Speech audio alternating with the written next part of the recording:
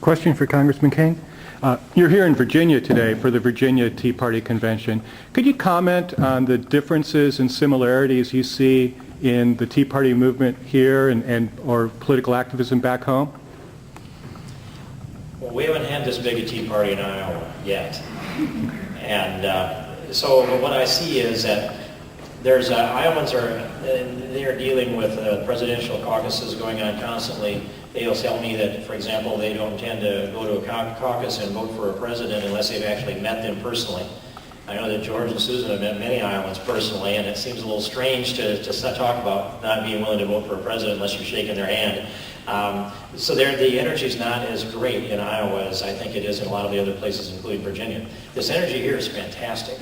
But I have gone around the country as far as New Hampshire to Florida, across the South, all the way to California and back through the West and up to Minnesota and a lot of states in between. And I'm seeing a growing energy among the Tea Party movement. And the people that are there, a mixture of professionals and wage earners and people across the whole spectrum. And it is a real cross-section of America. And it lifts my spirits when I see the kind of people that step forward. And what are they asking for? They're asking for their God-given rights, and they're asking for us to go back to the Constitution and be responsible with the spending and let them have their freedom and their liberty back and their lives back again. And that's a very strong message. And I think the Founding Fathers have to be smiling. There are a lot of them from Virginia, and I have to be smiling at seeing this movement here in Richmond today and all across the country. Any other questions? Just a real quick one, Governor. I don't know how often you appear at events with the Attorney General, but I'm just sort of interested in your observations of this energetic following that he's cultivated and Let's see, I've been with him at various things. We're doing a joint fundraiser, it's a private event for, I don't know, it doesn't matter what the date is. Anyway, it's upcoming, before the election.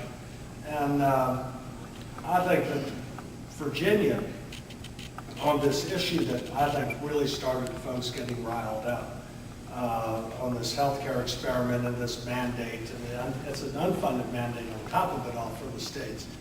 If anyone pays attention with this cost with the expansion of eligibility for Medicaid, that expansion of Medicaid is going to really take a chunk out of the budget, Virginia's budget. So that issue in Virginia and the lawsuit is Ken's doing a great job in this lawsuit. I like Judge Hutchinson. I'm glad we got Judge Hutchinson in there while I was in the U.S. Senate and proposing him, because I think he's a person who's a fair-minded judge and is not just going to ignore the arguments of this case. And so Ken's doing a great job in that lawsuit. It reminds me of some of the fights with the federal government back when I was governor.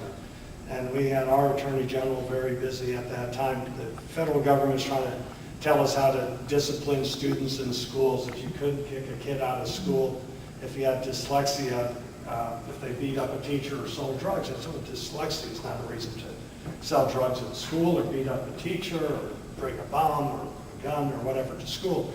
At any rate, we had all these fights with EPA as well and for the rights and prerogatives of Virginia. And Ken's doing a great job arguing that case and others with the EPA as well. And so I think he's doing a great job and is getting the rightful applause he should be. He's a good teammate. All right. Any other questions? If not, thank you all. Thank you. Thank you.